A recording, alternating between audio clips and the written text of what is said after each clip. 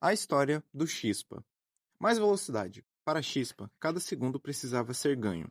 Aceleração, potência, risco. Quanto mais perto do desastre iminente, mais vivo ele se sentia. O segundo filho da família Del Toro, Castel, cresceu nas periferias industriais de Monterrey, no norte do México, cercado por oficinas mecânicas e ferro velhos e o constante barulho dos motores. Seu irmão mais velho, Germain, era tudo para ele, tanto melhor amigo como um excelente rival nas corridas de carrinhos de rolimã, improvisadas que tomavam lugar nas longas avenidas da cidade aos fins da tarde. Castel sempre ganhava, mas não porque seu carrinho era melhor ou porque tinha mais controle sobre o veículo improvisado. Ele ganhava porque simplesmente não tinha medo de se machucar no final, sem nunca frear, sempre acelerando.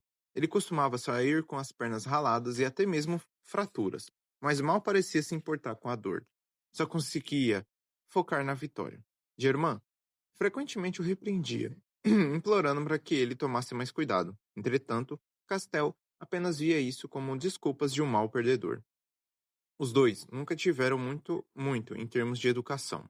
Sua mãe mal conseguia sair da cama. Estava sempre doente e reclamava constantemente de dores que os médicos nunca conseguiam diagnosticar. Seu pai era um homem ocupado. Administrava uma singela oficina de automóveis numa área nobre da cidade, recebendo clientes com carros modernos e caros, máquinas reluzentes que contrastavam com a realidade simples da família. Desde pequenos, Germain e Castel passavam horas ali depois da escola, observando, em silêncio, motores sendo desmontados, aprendendo a diferença entre cada peça, cada ruído, cada falha. Germain aprendia rápido, era obcecado com a engenharia da coisa. Castel, por outro lado, se conectava com os roncos e gases que quase num nível tântrico, sentindo as vibrações das peças com as mãos. Quando foram considerados grandinhos o suficiente para isso, passaram de meros espectadores a auxiliares do pai na oficina. Um dos raros momentos em família que os três dividiram juntos. Foi ali, na oficina, que o apelido Chispa nasceu, já que sempre que mexia em motores velhos ou improvisava reparos perigosos, faíscas voavam para todos os lados. Já seu irmão recebeu o apelido Estalido. Aos seus 14 anos, o pai de Chispa sofreu um infarto fulminante e faleceu, consequência de anos de jornadas exaustivas na oficina, trabalhando até tarde da noite para sustentar a família. O barulho das ferramentas cessou de repente e o lugar que sempre pareceu vivo pareceu carregar um inquietante silêncio. Com a morte do pai, o negócio da família caiu nas mãos de um estalido de 17 anos, que, apesar de habilidoso, ainda era jovem demais para carregar sozinho o peso da responsabilidade e da disciplina. Pouco a pouco, a oficina deixou de ser apenas um ambiente de trabalho e se tornou um ponto de encontro para rachas. A oficina, anfitriã de tardes cheias e animadas, se tornou um local soturno, de atividades na escalada da noite. Motores abertos sobre bancadas, cheiro de combustível no ar e gritos de apostas ecoando.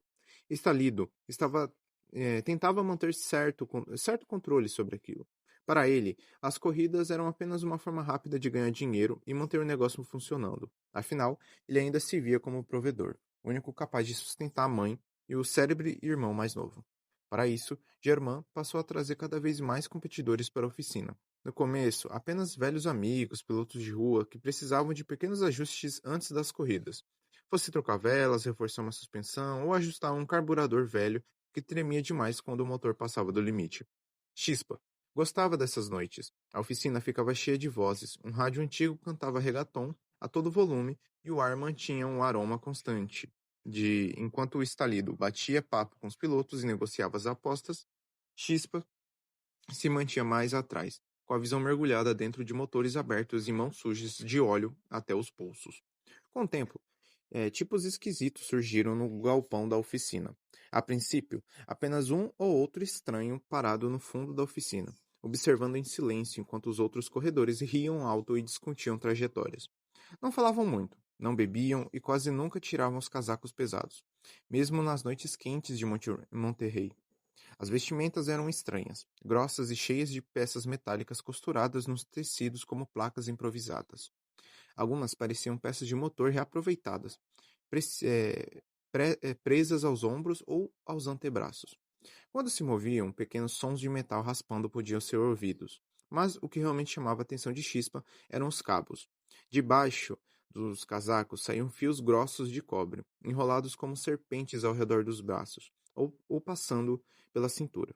Eles desciam até o chão e terminavam em conectores improvisados que os pilotos encaixavam diretamente nos motores dos carros.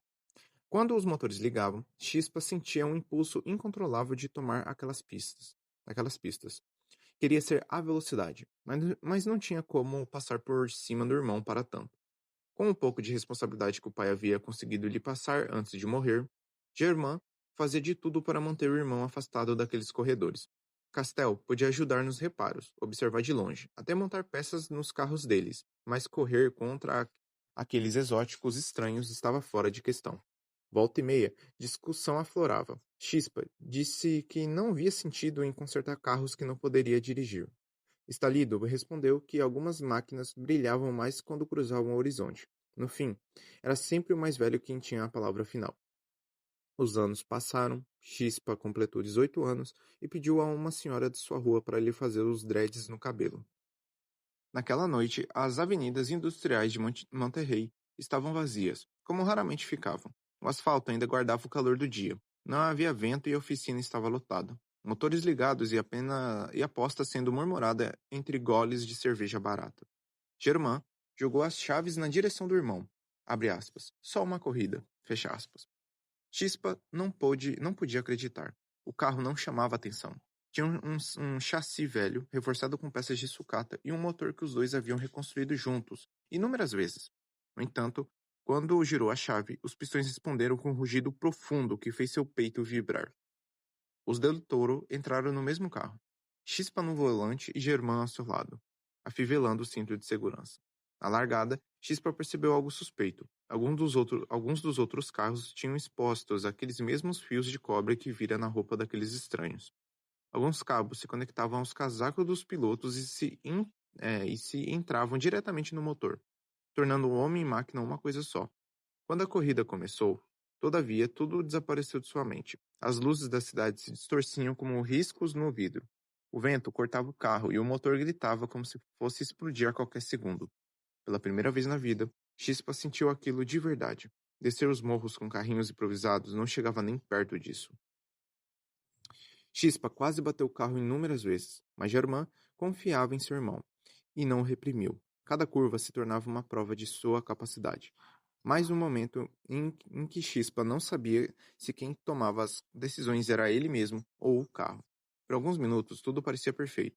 O carro devorava o asfalto dos cales de Monterrey, disparando entre os outros corredores. O motor gritava alto demais, como vozes torcendo por sua vitória. Chispa gritava ainda mais alto, urrando a cada ultrapassagem.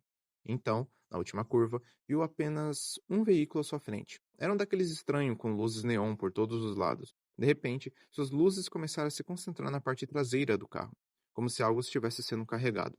Germain sabia o que iria acontecer. Abre aspas. Freno, freno, freno. Fecha aspas. As palavras não chegaram ao seu ouvido. Chispa teve a única resposta que conhecia. Acelerou. Flashes e sensações desconexas passaram pela sua mente. O gosto de metal de seu próprio sangue misturado com amargo intenso, e ao mesmo tempo, doce da gasolina dilatavam sua garganta, o impedindo de respirar. Os sons atrasados de metal rasgando, o vidro quebrando, a visão de ser arremessado do carro e por um breve segundo, podia jurar que o mundo se dilatava sobre ele. As luzes dos postes riscavam o céu como faíscas amareladas enquanto o asfalto vinha ao seu encontro rápido demais, arrastado para longe, contra sua vontade, como se fosse apenas uma peça, enquanto a visão do que um dia foi o carro, tanto trabalhou junto do seu irmão, se reduzia a uma pilha de metal em chamas. Pela primeira vez em toda a vida, Chispa se arrependeu de acelerar. Quando finalmente acordou de verdade, dias depois, o mundo parecia menor. Os médicos falavam pausadamente, nem pareciam mexicanos. Eles escolhiam cada palavra como se elas pudessem quebrá-lo ainda mais. Suas duas pernas haviam sido destruídas no impacto, esmagadas, além de qualquer possibilidade de reconstrução, tiveram de ser amputadas. Incrivelmente, aquilo não foi o que mais doeu. Germain não havia sobrevivido ao acidente. O metal e as válvulas haviam sido apropriadamente seu último casulo. Nos meses seguintes, Chispa descobriu o pesadelo de que falavam as velhas moscas. O som do silêncio era uma oficina tão vazia quanto a sua mente. O prédio da oficina da família ainda estava lá, mas nada havia de vivo dentro dela. As ferramentas permaneciam nas mesmas posições de sempre. Os motores desmontados ainda ocupavam as bancadas, mas sem Germain ali, tudo parecia apenas sucata. Sem corridas, sem motores gritando, sem ninguém para competir. Só a velha amiga, a solidão. Chispa passou meses tentando consertar qualquer coisa que aparecesse na sua frente. Fossem motores velhos, carros abandonados ou peças que nem precisavam de reparo. Ele simplesmente não sabia mais o que fazer. A mãe, enlutada, se tornou uma múmia. Mal respondia e resistia até a fazer suas refeições. As madrugadas eram ainda piores. Era o horário em que as corridas costumavam começar. Às vezes, ele conseguia ouvir motores distantes ecoando pela cidade, e por um instante imaginava que Germain ainda entraria pela porta da oficina com sorriso cansado e um novo problema mecânico para resolver. Mas a porta de zinco permanecia fechada. Cansado da cadeira de rodas, projetou um veículo que lhe garantisse mobilidade e velocidade. Terminou com uma espécie de handbike motorizada, alimentado por um motor traseiro. Corria sozinho em frente à oficina, torcendo por um novo acidente que o unisse ao irmão. Eventualmente desistiu.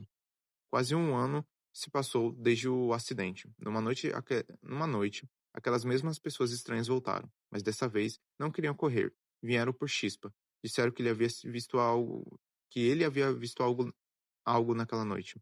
Falaram sobre máquinas que podiam ser mais do que máquinas, sobre motores alimentados por um combustível capaz de gerar algo que não pertencia à nossa realidade. Chispa não se importava, mas eles insistiam que aqueles carros haviam sido projetados por Germain e que agora era a obrigação dele herdar esse propósito, algo de que ele muito precisava. O jovem começou a trabalhar para os corredores, consertando e modificando carros que a física dizia que não devia funcionar. Fazia motores rugirem mais alto do que qualquer engenharia normal permitiria, atingir velocidades que desafiavam a aerodinâmica. Por boa parte dos seus 20 e tantos anos, Chispa viveu assim, o mecânico fantasma de corridas ilegais que aconteciam por todo o mundo. Conheceu 5 continentes, os tipos mais inusitados e o horror do mundo ocultista. Mas mesmo com motores paranormais, carros impossíveis e velocidade suficiente para desafiar qualquer coisa, nunca encontrou algo que pudesse trazer seu irmão de volta.